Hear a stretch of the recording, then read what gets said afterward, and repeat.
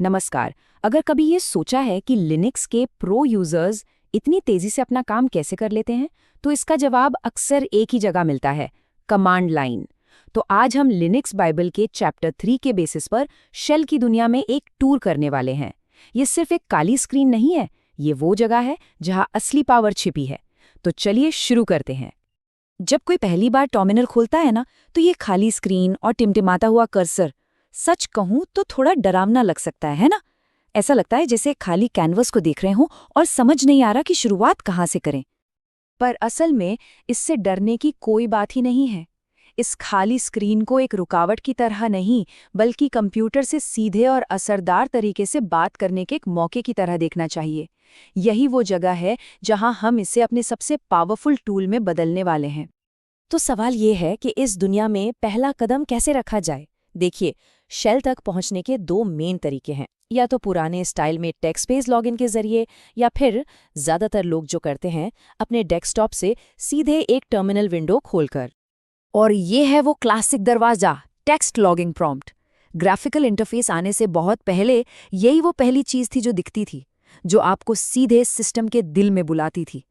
कोई आइकन्स नहीं, कोई मेन्यू नहीं, बस आप और आपकी मशीन। तो ठीक है, अब जब हम अंदर आ चुके हैं, तो अब वक्त है शेल की भाषा सीखने का। हम कुछ बहुत ही सिंपल कमांड से शुरू करेंगे, जो हमारे और मशीन के बीच की बातचीत के बिल्डिंग ब्लॉक्स की तरह हैं। हर कमांड का एक बेसिक स्ट्रक्चर होता है। सोचिए, कमांड हमारी वर्ब है, मतलब हम क्या करना चाहते हैं। ऑप्शंस उस काम करने के तरीके को थोड़ा बदल देते हैं, और आर्ग्यूमेंट्स वो चीजें हैं जिन पर वो काम किया जाना है। चलिए, एक बिल्कुल सिंपल कमांड से शुरू करते हैं, जिसमें कोई ऑप्शन या आर्ग्यूमेंट नहीं है। बस टाइप करें डेट और एंटर। ये कंप्यूटर से सीधे सीधे पूछने जैसा है, भाई अभी क्या टाइम और तारीख है।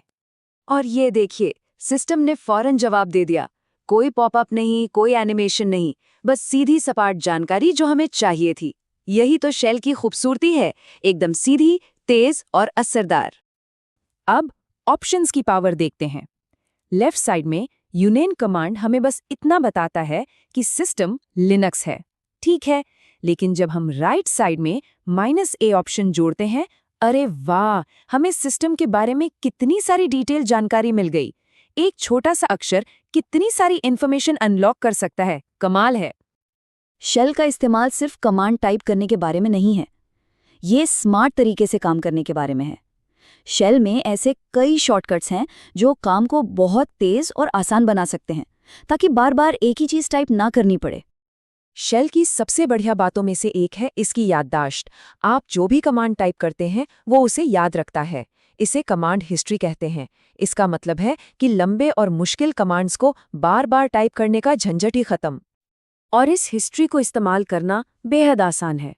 पिछले कमांड्स देखने के लिए बस कीबोर्ड पर ऊपर और नीचे की एरो कीज दबाइए, या अगर किसी खास कमांड का नंबर पता है तो बस स्मॉल लेटर n टाइप कीजिए और वो कमांड तुरंत फिर से चल जाएगा, जैसा कि यहाँ स्मॉल लेटर 382 के उदाहरण में दिखाया गया है। कमांड्स को वापस बुलाने के साथ साथ उन्हें एडिट करना भी तो जरूरी है ना?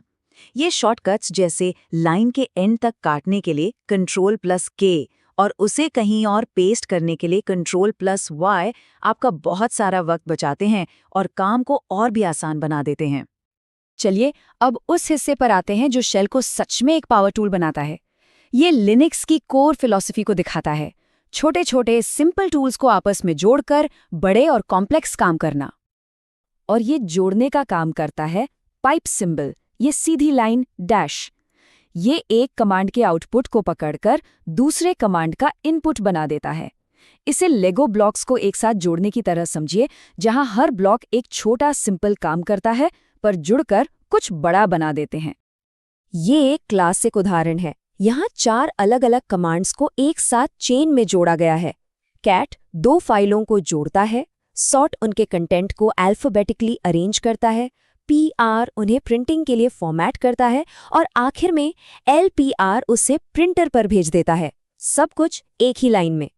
यहाँ पाइप का एक और सिंपल लेकिन बहुत पावरफुल यूज है। ls कमांड डायरेक्टरी की सभी फाइलों को लिस्ट करता है।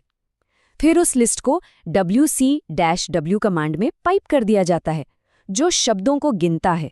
नतीजा, एक ही झटके में पता चल जाता है कि डायरेक्टरी में कितनी फाइलें हैं। 2 छोटे टूल्स मिलकर एक नया काम कर गए।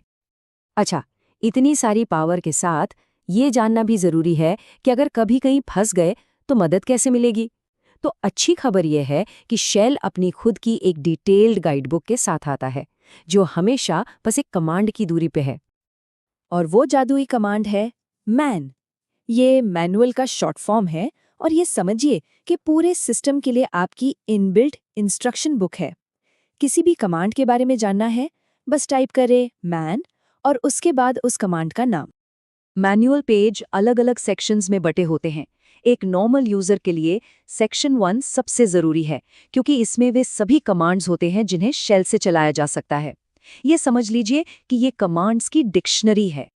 तो हमने शेल की दुनिया का दरवाज़ा खोल दिया है। हमने सीखा कि कैसे एंटर करना है, इसकी भाषा कैसे बोलनी है, शॉर्टकट्स का इस्तेमाल कैसे करना है और मदद कैसे पानी है। अब जब चाबियां हाथ में हैं, तो सवाल ये है कि कौन सा दरवाज़ा पहले खोला जाएगा, क्योंकि यहाँ संभावनाएं अनंत हैं।